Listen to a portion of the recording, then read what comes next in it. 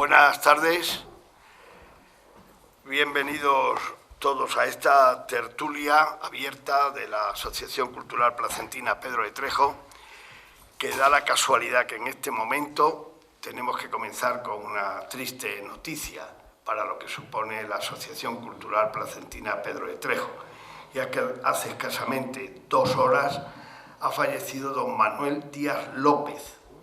Don Manuel Díaz López fue fundador de Pedro de Trejo allá con 19 años, en el año 1941, y presidente durante casi 50 años de esta asociación. De manera que, dado lo próximo que ha sido, ha fallecido a las 6:15, 6:30 de la tarde, pues Adolfo nos ha concedido que comencemos dando esta triste noticia y dedicándole unas brevísimas palabras a lo que fue el alma, la vida y el corazón de nuestra institución. Para todos, además, personajes muy conocidos, placentinos, que ha tenido una larga vida, ha fallecido con 95 años de edad, pero que fue siempre un gran defensor de nuestra ciudad, de su patrimonio, de su cultura, y lo demostró siendo uno de los fundadores que en aquel otoño de 1941 se reunían, era ya el último testigo de aquella fundación que nos quedaba, don Manuel Díaz López. De manera que improvisadamente le queremos dedicar estas primeras palabras, que descanse en paz. Dicho esto, ya anunciaremos que lógicamente la Asociación Cultural Placentina Pedro de Trejo, no tenemos todavía la hora del funeral, no sabemos si será mañana o pasado mañana, no hay nada todavía, ¿no, Juan Carlos? Pues también, lógicamente, como es una figura que ha llenado muchos años de la vida cultural de Plasencia, pues ya también le dedicaremos su debido espacio. Porque son las personas que hacen ciudad, son las personas que hacen que los conocimientos, las tradiciones y todas las costumbres de una comarca o de una ciudad y de su entorno vayan quedando vivas a lo largo de los tiempos, de manera que descanse en paz. Y nos ha reunido aquí hoy una figura de la mayoría de los presentes conocida, o por familia, o por conocimiento, o por paisanaje, a los demás también conocida por profesión, los que hemos sido maestros, los que hemos estado cerca del magisterio. La figura de Adolfo Maillo García era conocidísima, pero sin embargo tengo que deciros una cosa, tengo que compartir con vosotros una cosa, que con motivo de haber programado esta tertulia abierta, es cuando personalmente me he dado cuenta de la verdadera dimensión pedagógica y de trabajo que representó también la longeva vida de don Adolfo Maillo García.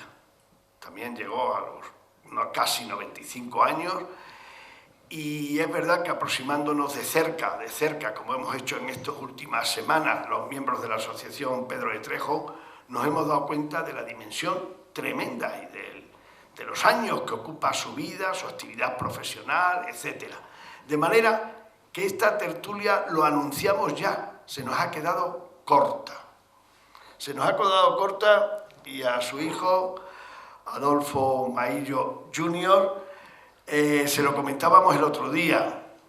Nosotros habíamos cifrado casi en comienzo de esta tertulia, más bien en una de sus obras, pues una obra como aquel que dice no superada, una obra que escribe con 77 años de edad, que luego veremos algunos detalles de cuándo se presentó en Plasencia, etc.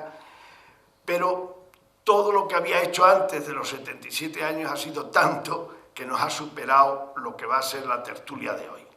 De manera que comienzo por el final.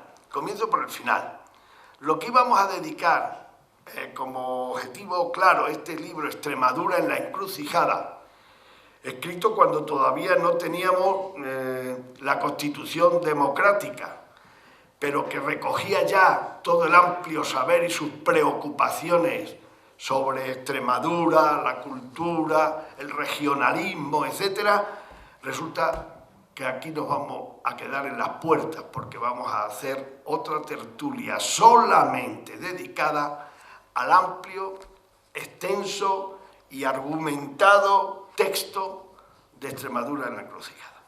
De manera que el desarrollo de la tertulia es muy sencillo.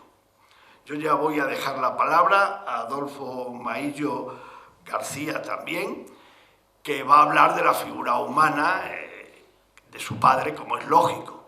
Y a continuación yo desgranaré parte, y digo parte porque es extensísima la tarea, la labor, los escritos, las publicaciones, los artículos, las conferencias que a lo largo de sus 94 años y pico dio don Adolfo Maillo García. De manera que esta es la forma de presentar la tertulia. Después de la intervención de Adolfo, si hay alguna intervención del público, la comentamos y ya continuaré yo y sucederá lo mismo cuando yo termine. De manera que tiene la palabra Adolfo Maillo García. En primer lugar, agradezco el que la Asociación Placentina Pedro de Trejo se haya acordado de mi padre para glosar su figura. Y como dice el presidente, yo voy a glosar simplemente su figura humana, como padre y como mi educador. Y Pedro de Trejo, ya sabemos que no conozco muy bien su biografía y aquí sería pues, banal explicarla porque vosotros la conocéis mejor que yo. Pero vamos, era poeta. Y yo aquí en mis reflexiones voy a hablar también de poesía. Por tanto, agradezco a la Asociación Cultural Placentina Pedro de Trejo y en especial a su presidente el que traigan aquí hoy a colación a mi padre. Muchas gracias. Y pasamos a lo que voy yo a decir. No voy a ocuparme de la dimensión pedagógica de mi padre, si bien ello va a ser difícil, ya que la pedagogía y su persona son inseparables, después de una larga vida dedicada a este menester con pasión. Y es posible que haga yo alguna incursión involuntaria en campos que me son ajenos. Yo me voy a limitar a pergeñar su figura humana, su perfil de padre y lo que significó para mí en mi desarrollo humano e intelectual. Y es evidente que me siento orgulloso de él, naturalmente, ya que en mi opinión alcanzó las cimas más altas de la pedagogía nacional por sus propias fuerzas, la fuerza que provenía de su voluntad, de su inteligencia, de su espíritu de trabajo. Procede de una familia humilde, humildísima, y nunca lo ocultó. En alguno de sus escritos se puede encontrar esta significativa cita del Quijote: haz gala, Sancho, de tu linaje, y no tengas a menos decir que vienes de labradores. Una familia que no puede subvenir los gastos de su desplazamiento para hacer una carrera, y es precisamente su maestro quien ayuda a la familia a resolver el problema y logra que vaya a Cáceres a estudiar magisterio. ¿Cuántas veces un maestro ha logrado que un muchacho que despunta siga estudiando y alcance el éxito correspondiente a su capacidad y a su inteligencia? Porque el maestro, con mucha frecuencia, es un detector de talentos y hace lo imposible al descubrirlo para que no se pierda estérilmente.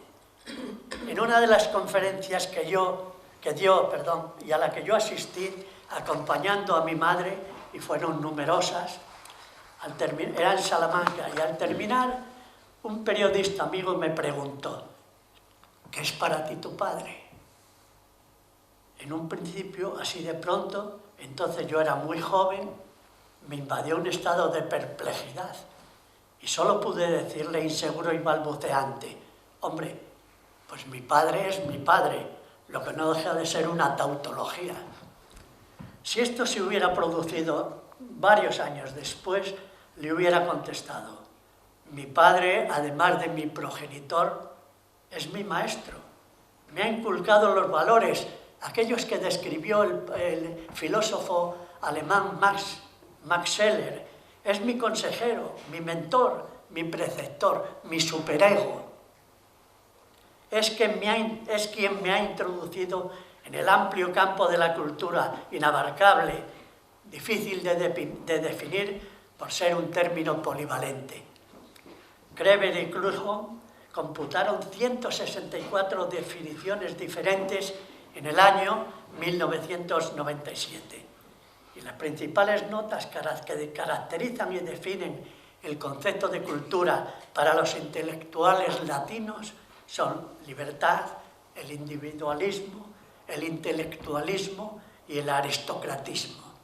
Sí, para mí ha sido esto y mucho más. Siempre he dicho de una manera enfática que yo me he criado bajo la sombra del frondoso árbol de la pedagogía.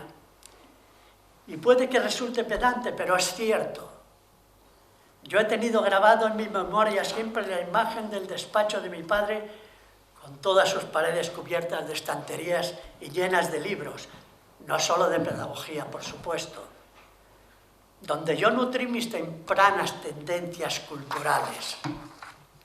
He tenido como ejemplo su laboriosidad, su honradez intelectual, su amor a la familia, su constante trabajo, su pasión por la lectura, su libido sciendi y el haberme dormido muchas noches al arrullo del tecleo de la máquina de escribir de mi padre, redactando artículos, conferencias, libros, etc.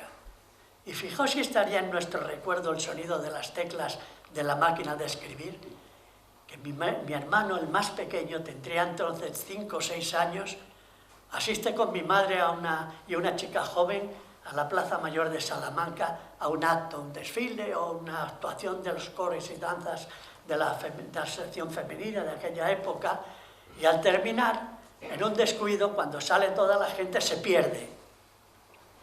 Todos buscándole, angustiados, hasta que se da con él en la comisaría de policía. Los policías, muy amables, le están preguntando que cómo se llama, que dónde vive, no sabe. Entonces, un niño de 5 o 6 años no tenía el desarrollo intelectual que tienen hoy, No sabe. ¿Y tu padre a qué se dedica? Y él contesta: a la máquina. El policía le dice: es ferroviario, es del tren, es maquinista. No, a la máquina. Y claro, y la máquina era la máquina de escribir que oía, como yo, antes de dormirse, en una habitación aledaña a donde trabajaba mi padre. Yo podría decir con Rubén Darío: padre y maestro lirófono celeste, que al instrumento olímpico y a la seringa agreste diste tu acento encantador. A pesar de los hitos alcanzados como pedagogo, inspector central de enseñanza primaria en el Ministerio de Educación Nacional, director del Centro de Documentación, consultor de la UNESCO para los países iberoamericanos y una larga etcétera, siempre se consideró como maestro, con ese título que alcanzó a los 18 años con un expediente extraordinario. Sobresaliente en todas las asignaturas de la carrera, 35 sobresalientes, excepto en una, que le dieron notable en música. Así obtuvo el título de maestro superior, convirtiéndose en miembro de la promoción del duradero Plan de 1914. A finales del verano de 1923, aprovechando un permiso militar ya que estaba incorporado a filas en Melilla, desde 1919 a 1923, en el conflicto de Marruecos, en el desastre de Anual, destinado al Regimiento África 68 con sede en Melilla, aprovechando este permiso que le dan para concurrir a las oposiciones libres a ingreso en el cuerpo del magisterio.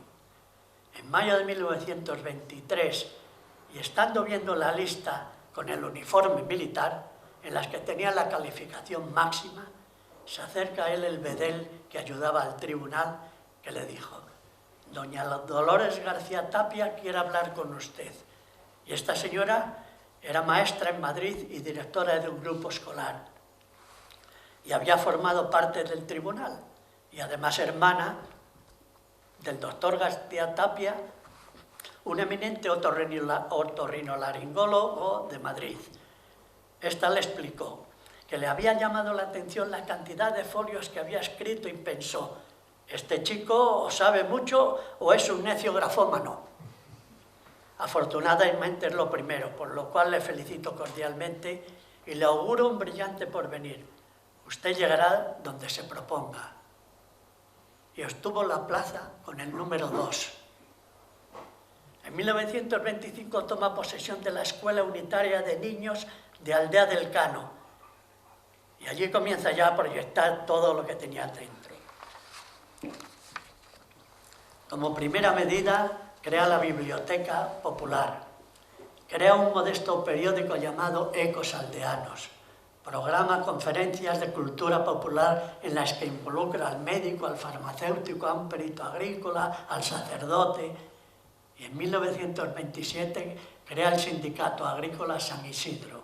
El mismo año se convoca un concurso abierto con motivo de un gran certamen de mutualismo y previsión escolar en Mérida y obtiene el primer premio. ¿Y para qué seguir? Gana 250 pesetas mensuales que con los descuentos fiscales sufren una notable merma. Por ello piensa en el traslado a otro pueblo con más habitantes y más posibilidades. A mediados de 1929 se traslada a Arroyo del Puerco. Entonces se llamaba así. Y él es de los que colaboran para que cambien el nombre y se llame Arroyo de la Luz. Y sigue con la misma actividad y la misma tónica. Crea un periódico llamado Renovación. Está en un grupo escolar de nueva construcción que aún no había sido inaugurado oficialmente. Al poco tiempo se inaugura en un acto solemne al que acude nada menos que el director general de enseñanza primaria, el inspector jefe de Cáceres y otras personalidades.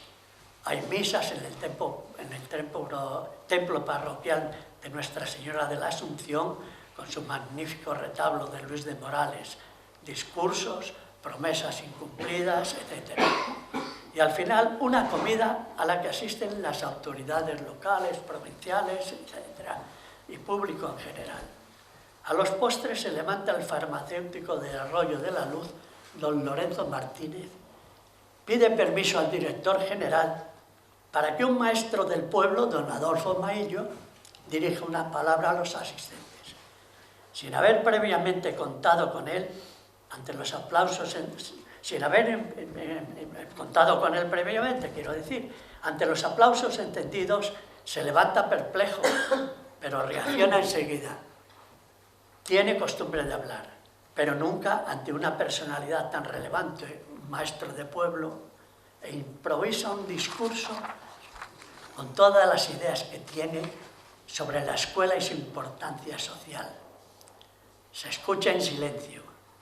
Y al final un aplauso unánime resuena en el salón. Termina el acto y se van yendo, comentando mi padre el compromiso que le había puesto su amigo el farmacéutico.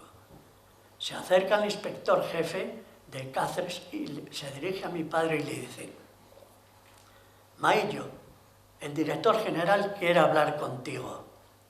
Y ante su presencia este sin más le espeta: ¿le gustaría ser maestro de Madrid? Hay 4 plazas de maestro en el emblemático grupo escolar Ruiz Zorrilla. ¿Por qué no se presenta usted al concurso oposición? Y se presenta y obtiene una plaza en propiedad en una de las secciones en cuyas aulas se está experimentando el método de Crolí por primera vez en España. 4 años después se convocan oposiciones a inspector de enseñanza primaria, se presenta, aprueba y es destinado a la inspección de Cáceres. pero en un concurso de traslado a finales del año 1933 se traslada a Salamanca pensando en los futuros estudios universitarios de sus hijos. Ya inspector de primera enseñanza en Salamanca, se matriculó en la Facultad de Derecho, no sin antes haber hecho el bachillerato completo a los 33 años, ya que en el plan de estudios de 1914 no se exigía. Y consigue el título de bachiller con fecha del 15 de noviembre de 1934, firmado por don Eleuterio Población como secretario y por don Miguel de Unamuno como rector de la Universidad de Salamanca. Y fue aprobando todas las asignaturas de Derecho, y cuando le quedaban solo 2, decidió que el Derecho no era su vocación, a pesar de que el catedrático de Derecho Civil le auguraba un buen porvenir como abogado civilista. Sin embargo, dejó los estudios de leyes inconclusos. Su estancia en la Universidad de Salamanca y la insaciable curiosidad intelectual hizo que frecuentara la biblioteca de la universidad, cuyo director era un benévolo sacerdote llamado don Fulgencio Riesgo, con quien hizo una estrecha amistad que llegó a permitirle llevarse libros de la biblioteca a casa para leerlos tranquilamente y tomar notas, privilegio del que solo gozaban los catedráticos. Y el bueno de don Fulgencio llegó a decirle un día: «Ay, usted y don Miguel son los más asiduos a esta biblioteca». Y don Miguel era ni más ni menos que don Miguel de Unamuno. Y queda la tercera sorpresa: inspector de enseñanza primaria de Salamanca, jefe provincial del Servicio Español del Magisterio. A mediados de 1951 se convoca en Madrid en una asamblea a todos los jefes provinciales del SEM para conocer la problemática que tiene planteada la escuela primaria. Preside la asamblea el ministro de Educación, don Joaquín Ruiz Jiménez. Va desgranando cada uno de los jefes sus proyectos y le toca el turno a mi padre, que hace una exposición extraordinaria de los problemas de la escuela y las tareas realizadas por él. Están saliendo del ministerio comentando las intervenciones de cada uno y se acerca un bedel que le dice a mi padre: «Señor Maillo, el señor ministro quiere hablar con usted». Le conduce a su despacho y entra entre la curiosidad y el azoramiento. El ministro, sin más, le dice: «¿Quiere usted venir a trabajar conmigo en el ministerio como inspector central?». Y en el ministerio trabaja con ahínco, en pos de la enseñanza primaria. Por orden ministerial del 26 de febrero de 1952, es nombrado secretario de la Junta Nacional contra el Analfabetismo. Por estas fechas, el director general de enseñanza primaria preside la delegación española de la Conferencia Internacional de Instrucción Pública de la Oficina Internacional de Educación, luego de la UNESCO, que tiene lugar en Ginebra. Y mi padre forma parte de la delegación española durante 4 años. En 1961 es nombrado consultor de la UNESCO para los países latinoamericanos y colabora activamente en la preparación tecnopedagógica de la Conferencia de Educación y Desarrollo Económico y Social. El humilde maestro de Aldea del Cano, por su trabajo, por su preparación, ha alcanzado su sueño y comienza a poner en práctica sus ideas, lo que le sitúan entre los pedagogos más prestigiosos del siglo XX en España. Sin embargo, él sigue considerándose un maestro por su vocación docente, por su devoción hacia la enseñanza, por su pasión por transmitir. Siempre recordó a su maestro, don Abelardo Martín Chamorro, maestro excepcional, que le marcó por su cultura, por su amor a la enseñanza y su excepcional mano de maestro, su destreza didáctica y su tacto pedagógico. Porque el maestro ha de ser ante todo un despertador genial de las posibilidades que duermen en el alma del niño, y sólo así la escuela educa y prepara para la vida.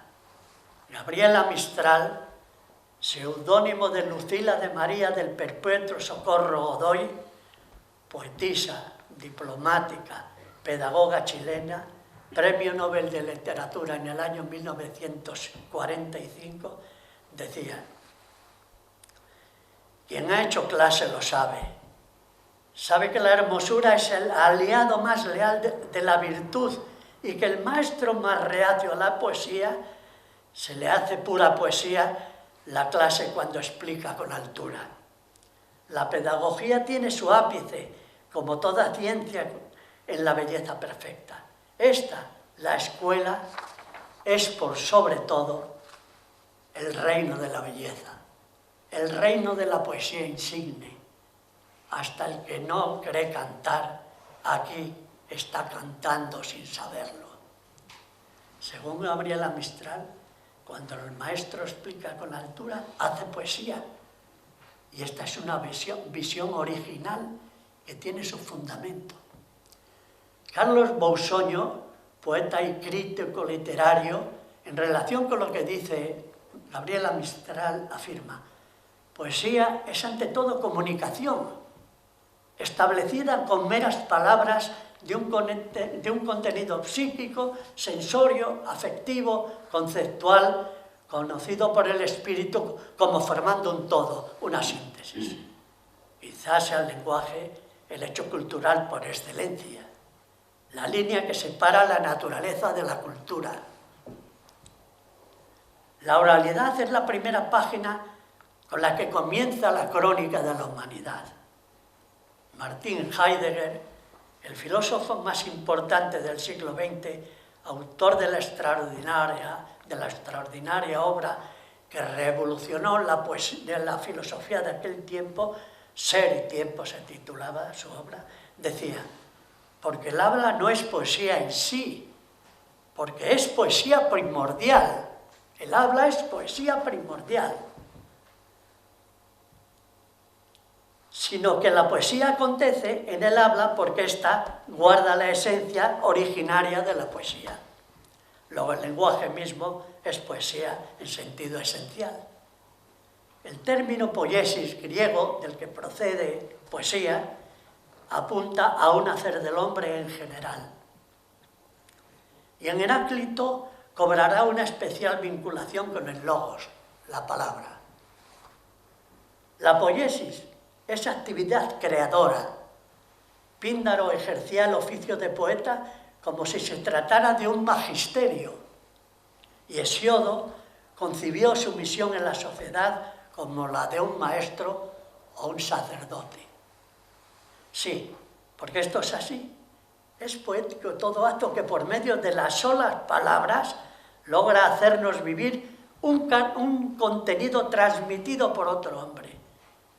Eduardo Mallea, escritor y diplomático argentino, habla de la primera huella del maestro y dice: supe lo que hace en cada hombre la presencia de un orden, lo que eso enriquece y fortalece, qué clase de aristocracia impone al alma la aceptación de un orden lúcido.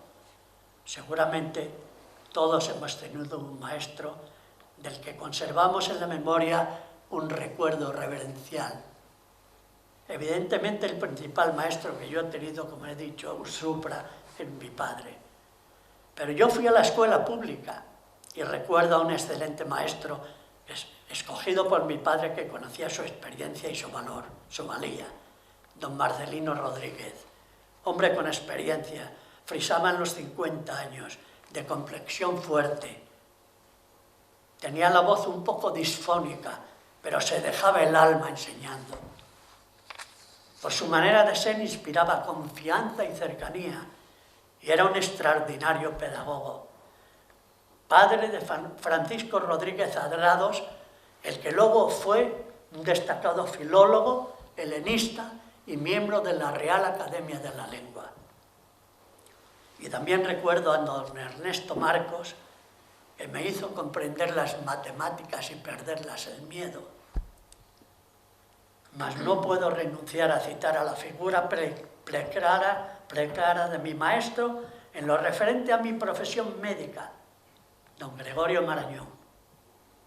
En aquel Instituto de Patología Médica del Hospital Provincial de Madrid, de la calle Santa Isabel, que me enseñó a ser médico y también con su extraordinaria personalidad, exenta de engolamiento y presunción, con la sencillez del sabio, me mostró lo que es ser liberal y humanista. Porque, como decía un célebre médico del siglo XIX, Letamendi, el que solo medicina sabe, ni medicina sabe. Porque enseñar no es cosa fácil, no es un oficio, es una vocación, una llamada desde la entraña del ser a realizar el misterio de la transmisión, a esparcir el logos de la sabiduría, para que su semilla germine en el alma del niño, del alumno. Es una entrega, una pasión no exenta de responsabilidad, una transferencia del yo al tú, como decía aquel filósofo alemán Martin Buber. No se puede hablar de diálogo en términos psicológicos, ya que se trata de un encuentro ontológico entre el ser de ambas personas, el maestro y el discípulo, para que el diálogo cale en las entrañas del alumno. Porque el lenguaje solo tiene sentido en tanto en cuanto se funda en el encuentro del yo y el otro.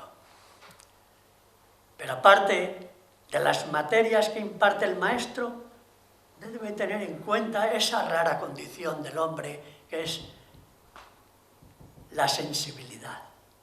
Y solo a través de la sensibilidad se nos hace posible asir el mecanismo de la poesía, de la música, de todo el mundo sensible que también es educable. Y mi padre lo decía con mucha frecuencia, hay que educar la sensibilidad. Esa capacidad y propensión natural de las personas a emocionarse ante la belleza y los valores estéticos o ante sentimientos como el amor, la ternura, la compasión, la menesterosidad. Victoria Camps, catedrática emérita de Filosofía Moral y Política de la Universidad Autónoma de Barcelona, en su obra El gobierno de las emociones, que fue Premio Nacional de Ensayo, reivindica la sensibilidad como elemento necesario para actuar racionalmente. El maestro que lo es el pastor del ser, dijo también Martin Heidegger en su obra Arte y Poesía. Y Adolfo Maillo, mi padre, ha sido un gran maestro, porque ha tenido que hacerse a sí mismo un self-made man. El que no ha sido su propio discípulo no tendrá nunca la dimensión más eficaz del magisterio, que es la conciencia de que enseñar y aprender es la misma cosa, que es la conciencia de que, la conciencia de que el maestro aprende cuando habla y que el oyente cuando escucha enseña a su vez todo lo que el enseñar tiene de conmovedor y emocionante, ese sentimiento inefable y profundo. No es lanzar ideas simplemente, sino dejarlas caer levemente, como una lluvia fina, como si fueran semillas, y sembrar siempre un doloroso albur, una contingencia, un azar que no siempre germina. A muchos los podemos llamar profesores. Raros son, en cambio, aquellos que alcanzan a merecer el que los llamemos maestros los demás. Porque ser maestro es ante todo darse sin reserva. El reservarse algo, por pequeño que sea y por la razón que sea, elimina la justificación al título de maestro. Mi padre, en aquellos años terribles de la posguerra, preparaba en casa un pequeño grupo de maestros. Eran maestras casi siempre, para las oposiciones al magisterio. Y si la clase estaba concertada de 7 a 9, eran las 10:30 y no había terminado todavía, excitando la impaciencia de la familia, porque él no se reservaba nada en su misión y vocación docente. Y por eso, el enseñar como maestro se parece tanto a amar. Un buen maestro es un taumaturgo que con la magia de su entusiasmo y su preparación transforma y convierte, educa y capacita. Y solo los iluminados, los que poseen el alto sentido de la vida, y la sociedad, son capaces de llegar a ser educadores. Y para terminar, un pequeño verso apócrifo achacado a Antonio Machado, con el que yo comulgo, que dice así: saber no es solo aprender, es aprender a dudar, aprender a comprender y algunas veces soñar. Muchas gracias.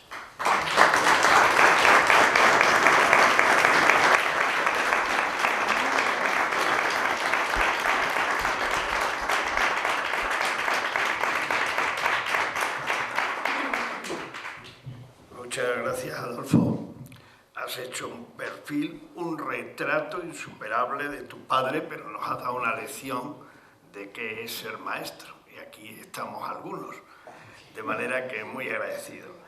Muy agradecido, y os daréis cuenta que es inseparable.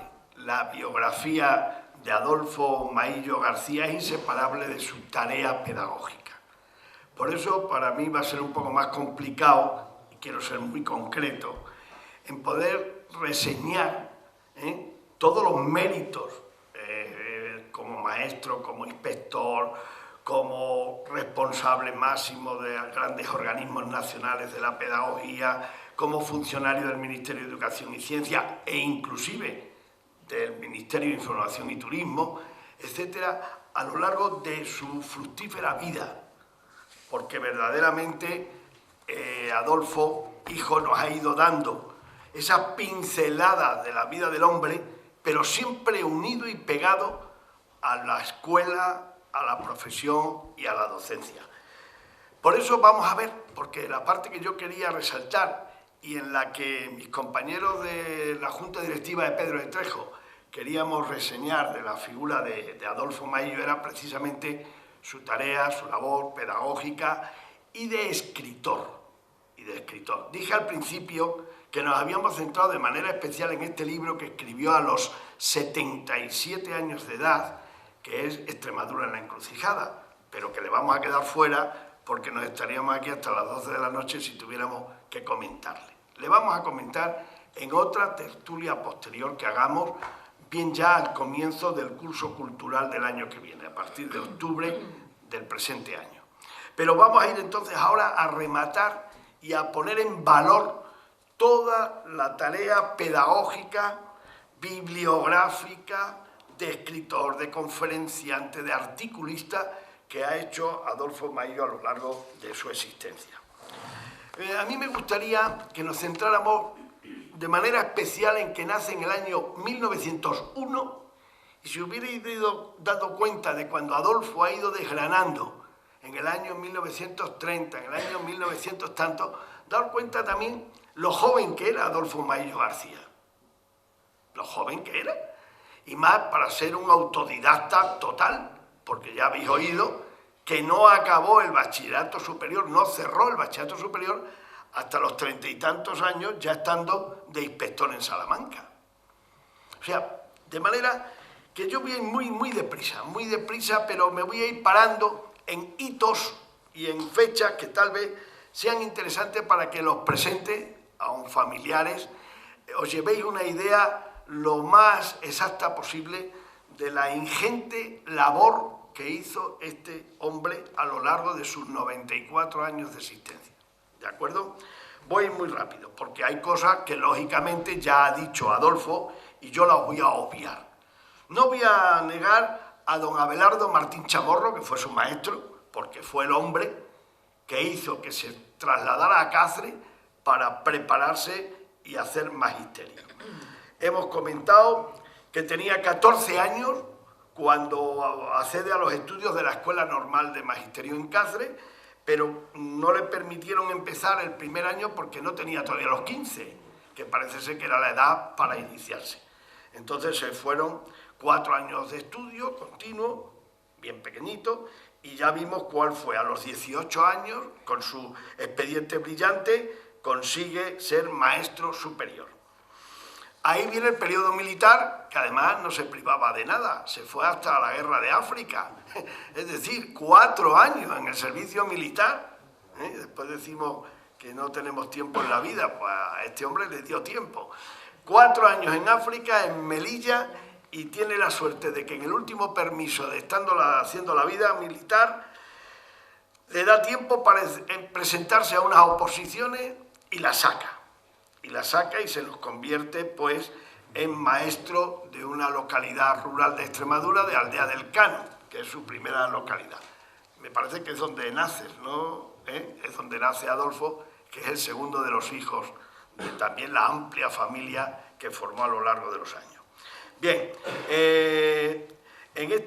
ya estando ahí, tened en cuenta que estamos hablando del año 1924, De 1924 tiene 23 años, o sea, que tampoco era una persona ya mayor del todo.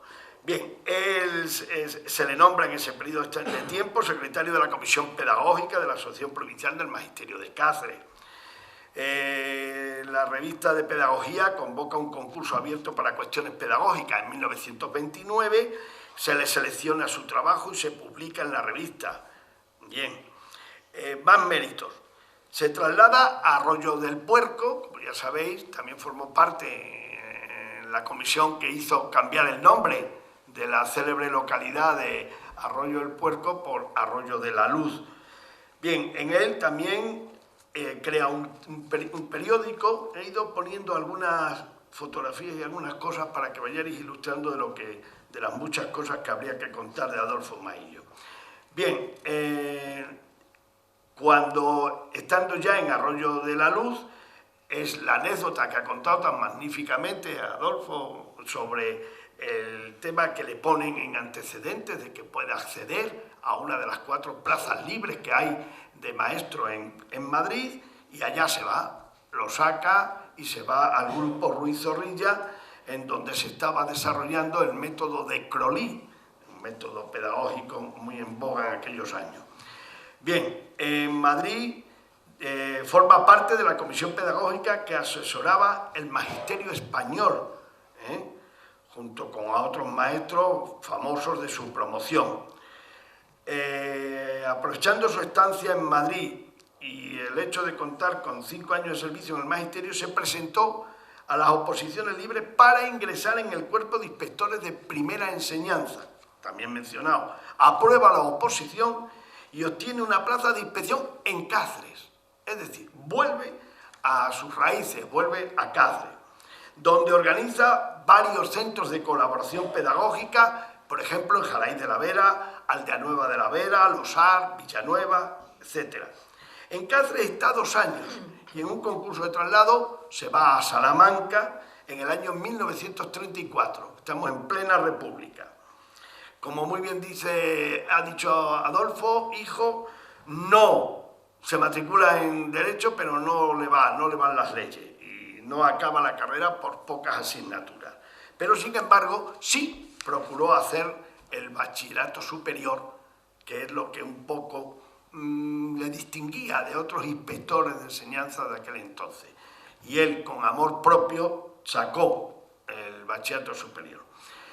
En Salamanca puso en marcha 5 centros de colaboración en su zona, colaborando activamente en el Boletín de Educación de la provincia, y en 1936, que es lo que estamos viendo, voy a dar marcha atrás para que veáis lo primero, él organiza un cursillo de perfeccionamiento para maestros, organizado por don Adolfo Maillo, y que tendrá lugar en la ciudad de Ciudad Rodrigo del 17 al 21 de marzo de 1936. Bueno, pues ya veis la inquietud que tenía. Ahí está todo el programa y ahora creo que podríamos ver una a una las páginas donde van todos las actuaciones, los programas que desarrollaron aquellos 4 días o aquellos 3 días. Bien, como veis, además es curioso, cuando luego mencione a los autores de un libro a los que tenemos que agradecer muchísimo, porque son los que han recopilado todo lo que es la obra de este pedagogo, mencionarán que le dieron un premio por ese cursillo en metálico y que resulta que obviamente no lo pudieron gastar porque si estamos hablando de abril, me parece, de abril del 36, imaginaos la que se dio aquí en julio del 36. Luego aquello no lo pudieron gastar ni hacer una excursión que iban a haber hecho por distintos puntos de España. Bien, en su puesto de inspector colabora activamente en el Magisterio Español, en la revista de Pedagogía, en la revista Avante, publica ya sus nociones de pedagogía y una serie de textos escolares, que luego, al final sí voy a hacer una relación de ellos y por los años en los que los publicó. Entre 1936 y 1939, la Guerra Civil, desde su puesto en la inspección se puso enteramente al servicio de la construcción del sistema educativo nacional del nuevo Estado. No tomó parte, y esto es muy importante, en los procesos de depuración de docentes, ni fue nunca miembro de la comisión depuradora del magisterio. Tampoco se conoce que fuera ni tuviera militancia activa en Falange Española. En agosto de 1937, por orden superior, se organizan los cursillos de los cuales se celebra en Salamanca en el mes de agosto y se le da a él el cargo de dirigir esos cursillos. Voy muy deprisa porque son muchas cosas. En 1940 entró a formar parte de la Comisión del Ministerio de Educación para elaborar un proyecto de la nueva ley de enseñanza primaria. Ya estaba entonces él en relación con el SEM, con el Servicio Español del Magisterio, y recorre por ese motivo casi todas las provincias españolas, tomando parte activa en semanas pedagógicas, en semanas de perfeccionamiento del magisterio, etc. En septiembre del 42 se reintegra a su puesto en la inspección salmantina. Ha estado en Madrid y ha vuelto, pero no he mencionado que del 39 al 42 vuelve a Madrid y vuelve en el 42 de nuevo a Salamanca. En 1952 fue nombrado, en 1950 fue nombrado jefe de primera enseñanza de Salamanca, inspector jefe. Sigue organizando cursillos y aquí hay un dato curioso. Organiza las primeras colonias escolares en la Sierra de Béjar. También una idea de la iniciativa que tenía este hombre. En 1951 impulsa la delegación de la Sociedad Española de Pedagogía en Salamanca en un acto que se celebra en el Paraninfo de la Universidad y como broche de oro recibe en el Ministerio de Educación Nacional la encomienda de la Orden Civil de Alfonso X el Sabio, a propuesta del Magisterio de la provincia de Salamanca, del rector de la Universidad de Salamanca, del señor obispo y de la Diputación Provincial.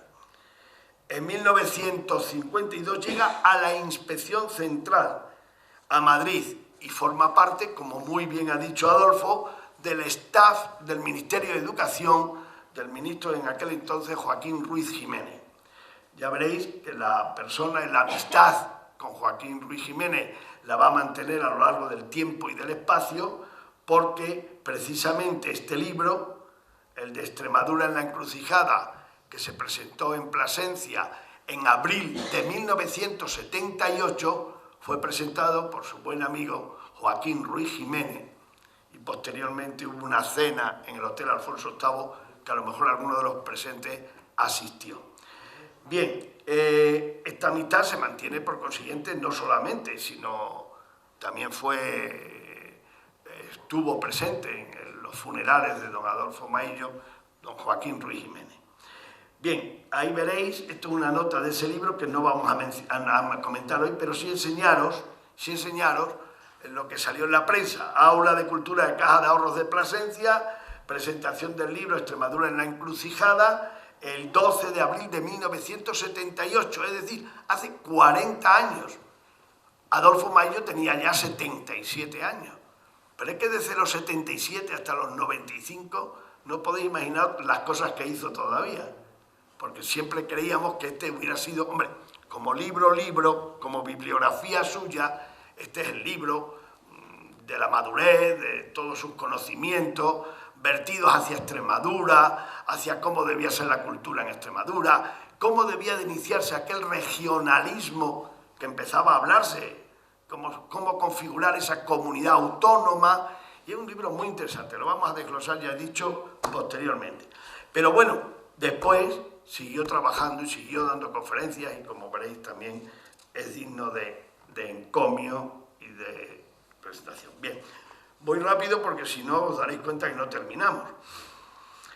Siendo ministro Jesús Rubio Mina, se creó en 1958 el Centro de Orientación Didáctica de la Enseñanza Primaria, conocida como CEDODEP, del que fue nombrado director, y se publicó y se comenzó a publicar una revista que todos los que hemos sido maestros la hemos conocido y la hemos manejado, Vida Escolar.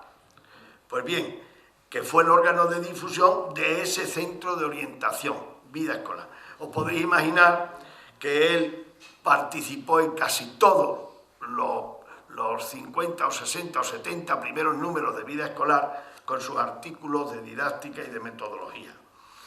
Bien, en los años 58, 59, 61 y 62 formó parte de la delegación española que dio conferencias a nivel de la UNESCO y como consultor de la UNESCO, también lo ha dicho Adolfo.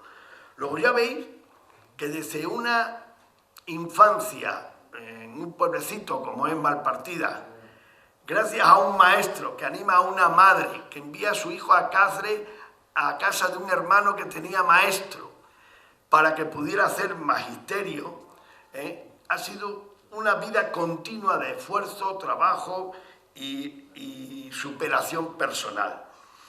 En esta época también es cuando recorre durante varios meses varios países iberoamericanos y tiene un hito profesional muy importante. Digo muy importante porque para los que son de mi edad y de mi generación, la Ley General de Educación del año 1970, la célebre ley de Villar-Palasí, pues también tuvo en sus prolegómenos, en sus comienzos, en sus principios, tuvo la mano de Adolfo Maillo, porque verdaderamente formó parte de los primeros borradores del libro blanco de la Ley General de Educación de 1970.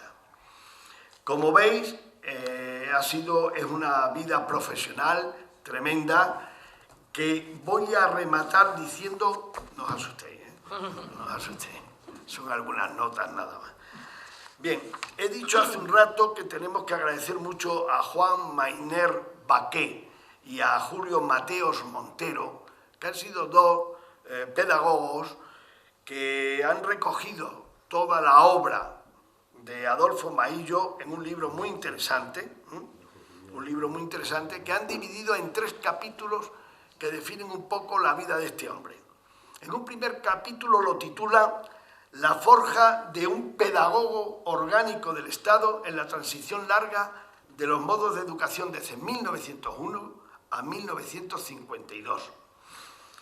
El capítulo 2 lo titula La madurez, el poder y el servicio de un inspector, de 1952 a 1964. Y el tercer capítulo lo titulan Declive y afanes de Adolfo Maillo en el modo de la educación tecnocrática de masas, que lo catalogan desde 1964 a 1995, fecha de su fallecimiento. Pero este interesante libro, al que los extremeños en particular deberemos estar muy agradecidos, parece ser, según he visto, donde vemos todas las cosas hoy día, que es en internet, según parece ser, Julio Mateos Montero es extremeño, hizo magisterio en Cáceres, y se conoce que esa vertiente extremeña le llevó a hacer este estudio tan interesante sobre un pedagogo tan prolífico como ha sido Adolfo Maillo. Pues bien, acaba el libro con unos anexos que es lo que también tiene mucho interés y es lo que yo si hubiera tenido más tiempo, hubiera podido desglosar. Y esos anexos son, pues el primero es la relación de documentos del legado de Adolfo Maillo en el archivo y biblioteca de la Diputación Provincial de Cáceres. Ahí sí que tuvo un gran acierto don Adolfo Maillo, de los últimos años de su vida, recopilar todo lo que pudo recopilar, colocarlo, como vamos a describir ahora mismo, en carpetas y entregarlo en la biblioteca y archivo de la Diputación de Cáceres, donde tenemos pues un gran legado para poder seguir estudiando, ampliando todo lo que ha sido su obra. Luego estos, en un anexo 2 de este libro, hacen una relación de los trabajos de Adolfo Maillo en los 50 primeros números de vida escolar, todos los trabajos que publicó. En un anexo 3, Adolfo Maillo en la revista de Educación, y hay una relación cronológica de los artículos publicados entre 1952 y 1970. Y por último, un anexo 4, que son publicaciones en general de Adolfo Maillo. Ahí me voy a remitir para ir poniendo final a mi intervención y que pasemos a un coloquio. Me voy a remitir rápidamente nada más a decir lo más importante que a mi parecer deberíamos sacar de estos anexos. Y me voy a permitir leer el primer párrafo que los autores de esta tesis, de este trabajo, dicen en relación a los documentos del legado de Adolfo Maillo en el archivo y biblioteca de la Diputación Provincial de Cáceres. Lo titulan Comentarios previos y dice así: el 23 de mayo de 1995, unos días antes de su muerte, Adolfo Maillo hizo donación de su legado documental al archivo y biblioteca de la Diputación de Cáceres. Se compone el legado de 77 libros escritos por Adolfo Maillo, 15 obras de temáticas humanísticas y 64 carpetas. Estas últimas, el conjunto de mayor interés que solo puede encontrarse en este depósito cacereño, contiene notas, apuntes, guiones de conferencias, reseñas de libros, programas de conferencias, folletos, recortes de prensa profesional y diaria y, en general, una variada gama de documentos en gran medida escritos a máquina, y ahí viene la anécdota curiosa del sonido de las teclas, y manuscritos que constituyeron materiales de trabajo y borradores para la realización de sus escritos e intervenciones públicas. Junto a ellos menudean recuerdos variopintos que ofrecen abundantes pistas no solo para entender al personaje, sino para reconstruir el retrato de toda una generación de inspectores de primera enseñanza hoy ya desaparecida. La ordenación temática que se conserva en las carpetas es obra del propio Adolfo Maillo, que dedicó sus últimos años a dar forma a este singular legado personal y profesional. De manera que, fijaos, si es interesante lo que hemos ido descubriendo cuando nos hemos ido adentrando en la vida y obra de Adolfo Maillo. El anexo 2, la relación de trabajo de Adolfo Maillo en los 50 primeros números de vida escolar, viene perfectamente detallado. Son casi todos de lengua española, en guiones de trabajo escolar, lengua española, la comprensión entre Oriente y Occidente, lengua española, nuevas normas de prosodia y ortografía, más temas sobre lengua española, algunas formas del trabajo escolar, reflexiones sobre la enseñanza de la lectura y la escritura, gramática y método activo de la enseñanza de la lengua, sobre la revisión de los cuestionarios de lengua española, periodización del trabajo escolar, almanaque y horario, del libro al documento, comunidad escolar y disciplina, conceptos y límites de la educación sanitaria escolar, notas para un ensayo de orientación didáctica, reflexiones previas a una didáctica de la geografía, bueno, y un largo etcétera, que os podéis imaginar toda la temática que este hombre manejó, trabajó y dejó como obra ahí para los demás. Adolfo Maillo, en la revista de Educación, tiene una relación total. El último artículo creo que lo escribe en la revista de Educación en el año 1968, pero tiene tremendos: la educación desde la perspectiva sociológica, reflexiones en torno al bachillerato elemental, problemas de la educación especial. Estoy cogiéndolo al azar en la larguísima lista de artículos. Y por último, publicaciones de Adolfo Maillo. La primera publicación que se contiene en su legado y que por consiguiente debe ser, la publicó con 27 años, en 1928, y es El dibujo infantil, psicología y pedagogía. Está hecho en la tipografía La Minerva de Cáceres, en 1928. Doy ese dato como curioso.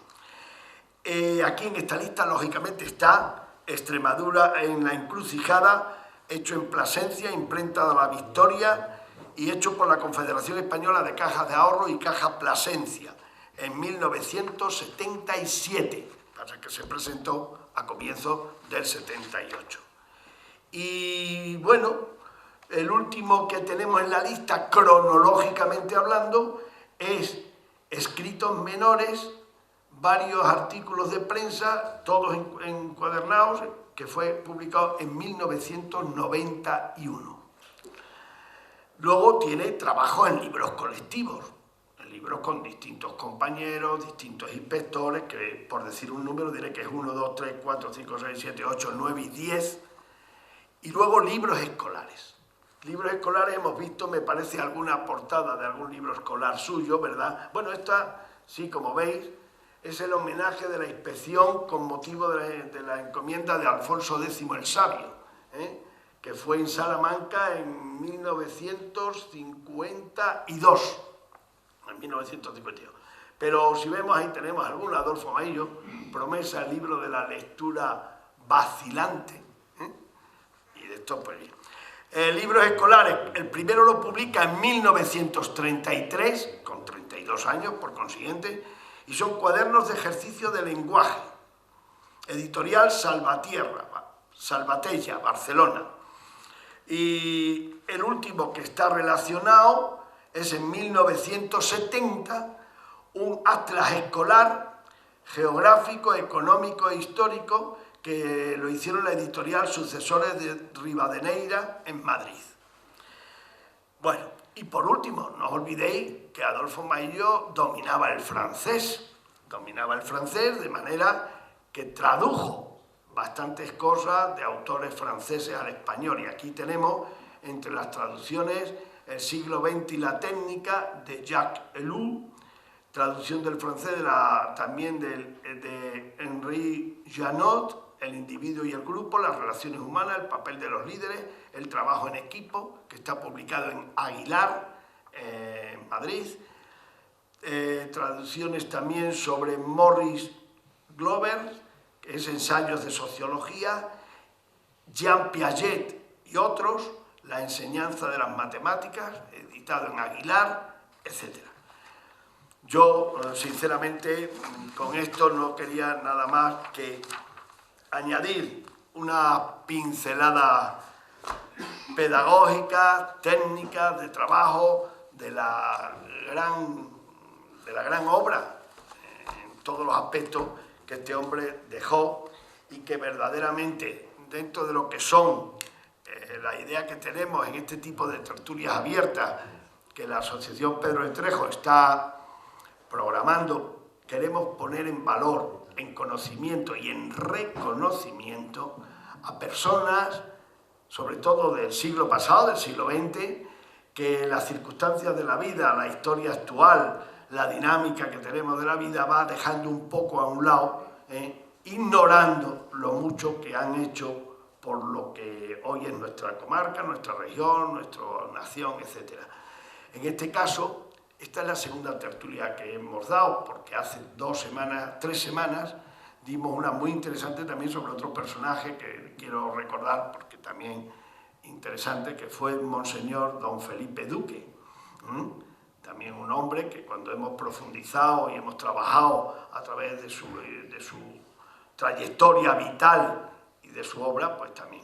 Y en esa línea vamos a continuar trayendo personajes, pero en el caso de don Adolfo Maillo García nos ha desbordado lo que eran los límites de esta tertulia, con lo cual prometemos dedicarle otra ya exclusivamente al desarrollo y al trabajo que hizo como verdadero, podríamos decir, patrimonio final de su vida, porque esto lo hace en la plena madurez de los 70 años, después de una vida larga ya en la que se demostró todo lo que él era capaz de hacer, y es un libro muy interesante. Digo 40 años después, y con 35 años de autonomía en nuestra región, que esto no está superado, el contenido de este libro.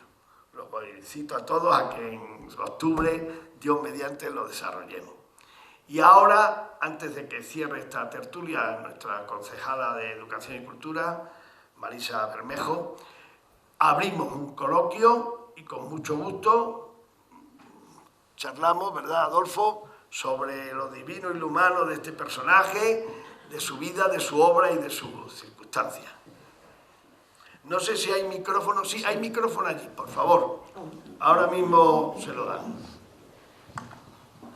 Durante la conferencia estaba un poco inquieto porque no oía un nombre que por fin ha salido, Malpartida de Plasencia, aunque todos pueden que lo sepamos, pero a todos los títulos de don Adolfo pues hay que añadir uno, Ilustre Chinato. Y esto se configuró por los años 60, cuando Malpartida, juntamente con otro pedagogo y otro maestro, para mí muy querido, porque fue mi maestro, don Antonio Fernández, Malpartida los nombró hijo predilecto y los dedicó una calle a cada uno. La calle Adolfo Maillo, la calle de Antonio Fernández. Así que, entre todos los títulos, también este, Ilustre Chinato. Yo personalmente tuve dos ocasiones de tratar con él, aunque fuera mínimamente, con motivo de la concesión del título de hijos predilectos. Yo entonces era un seminarista y estaba pues allí cercano a los organizadores, y entonces me presentaron a don Adolfo. Yo le dije quién era, que estaba estudiando en el seminario, y recuerdo que me dedicó unas palabras pues muy cariñosas, de gran consideración, que luego me ratificó cuando años más tarde yo quería hacer la licenciatura en Teología en la Universidad de Comillas en Madrid. Se había trasladado entonces ya las facultades de Derecho y de Teología del antiguo Seminario de Comillas a Madrid, y no tenía medios pues para esos estudios entonces, ¿no? Y por entonces había esa promoción, las becas del Pío, ¿no? Me parece que era Patronato de Igualdad de Oportunidades. Sí. Yo pues me atreví a ir a don Adolfo, que estaba ya en Madrid, en una de los oficios que tenía pues, en el ministerio, y me cogió con mucho cariño, y me facilitó pues una beca del Pío. Así que de don Adolfo, aparte de ser chinato, yo también soy chinato. Se nota. Aparte de ese ilustre título, pues tengo que agradecerle esas dos especiales consideraciones. Muy bien. Muchas gracias. Bueno, es que era obvio decir que era nacido en Malpartida, aparte de que creo que Adolfo lo comenzó diciendo, porque la mayoría del auditorio soy chinato, y todos los conocidos. Muy bien. ¿Alguna intervención más? No, poca. Yo sí recuerdo... No es necesario. Sí, que no te oyen los de atrás, no habla hacia adelante. Yo sí recuerdo justamente la presentación de ese libro, y recuerdo precisamente a Ruy Jiménez, porque yo tenía una cierta admiración por este señor, y fui a esta presentación y estuve pues muy atenta a todo, justamente la forma de hablar esa forma que tenía don Joaquín. Así que fue para mí también otro momento histórico. Sí, lógicamente aquí hay más de una persona o dos que estuvo en la presentación de este libro, que fue un acto muy importante, la Plasencia de hace 40 años. Tener en cuenta que todavía no teníamos la Constitución funcionando, estamos hablando de abril del 78.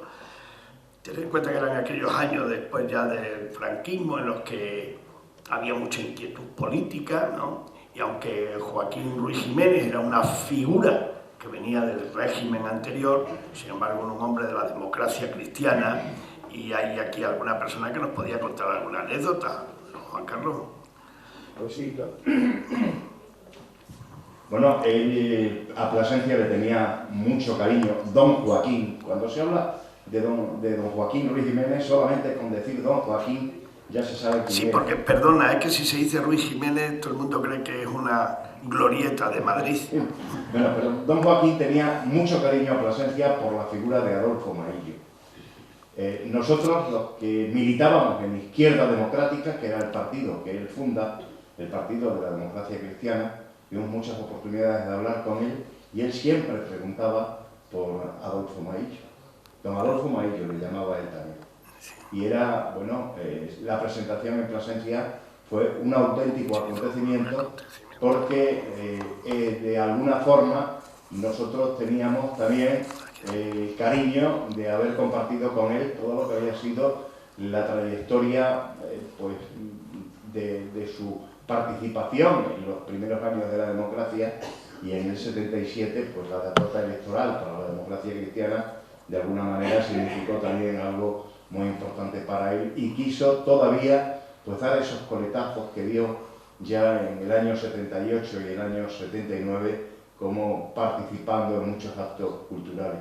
Él había creado y era partícipe de Cuadernos para el Diálogo, y de alguna manera era también el pozo importante que había creado para precisamente dar a conocer todo su pensamiento y el pensamiento de sus amigos, como el de Adolfo Maillo. Muy bien, muchas gracias, Juan Carlos. Pues yo creo que para animarles a todos a la próxima tertulia que hagamos sobre la figura de Adolfo Maillo, me voy a permitir leer brevísimo la crónica que se publicó el día 12 de abril del 78. Hoy se presenta como una nueva lanza en favor de la región. Extremadura en la encrucijada, libro de Adolfo Maillo. Dice, a las 8 de la tarde de hoy, miércoles, en el aula de cultura de la Caja de Ahorros de Plasencia, tendrá lugar el importante acto sociocultural de la presentación de un libro sobre Extremadura escrito por un extremeño. Se trata de Extremadura en la escuela de Adolfo Maillo García, editado por el Servicio de Publicaciones de la entidad de ahorros citada. Adolfo Maillo no necesita presentaciones, ya que es suficientemente conocido de todos los lectores del diario Hoy, a los cuales dedica muy frecuentemente sus pensamientos. El libro es ya otra cosa, porque acaba de salir a la luz. Ya se refirió a él Rodríguez Arias cuando en este mismo diario hizo su presentación periodística. La que ha de llevarse a cabo hoy estará a cargo de Joaquín Ruiz Jiménez, que es persona suficientemente cualificada para el caso y de sobra conocida en el país como para que precise aclaraciones o explicaciones a nuestro respecto. La portada del libro de nuestro paisano Maillo, Marisa, ponla ahí de pie para que la vean. Dice, la portada del libro de nuestro paisano Maillo muestra sobre una silueta de la región una cruz delimitada por la fotografía de 4 monumentos ubicados en Badajoz, Plasencia, Cáceres y Mérida. Pudiera parecer a primera vista que eso tiene algo que ver con la concepción del autor respecto de la división territorial extremeña, ya que no es poco lo que a lo largo del tiempo se ha hablado de 4 provincias para Extremadura. No, en absoluto, no tiene nada que ver, nos confesó el autor en torno a ello. Se trata de una forma de presentar el libro, ni más ni menos, porque de la división ya aclaró que me parece que sería conveniente eliminar la división provincial para eliminar los celos y recelos provinciales, que es precisamente todo lo contrario de lo que de la contemplación de la portada en cuestión podría deducirse. Bueno, pues muchas gracias a todos por vuestra presencia y lo dicho, seguiremos con el tema de don Adolfo Maillo García. Perdón. Que tenía que despedir, vale. Con mucho Bueno, pues además también como maestra. Como maestro también. También hay más en la sala. Y allegados. Muchas gracias, Adolfo, porque nos has permitido conocer la trayectoria de tu padre y alguna que otra anécdota familiar que son muy enriquecedoras.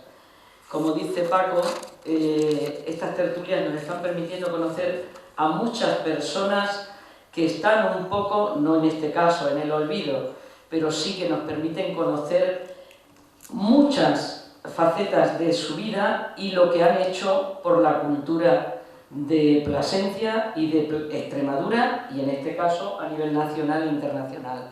Y agradecer a la Asociación Cultural Placentina Pedro de Trejo las tertulias que está organizando, que como os he dicho, hacen mucho por la cultura de la comarca. Muchas gracias y buenas noches.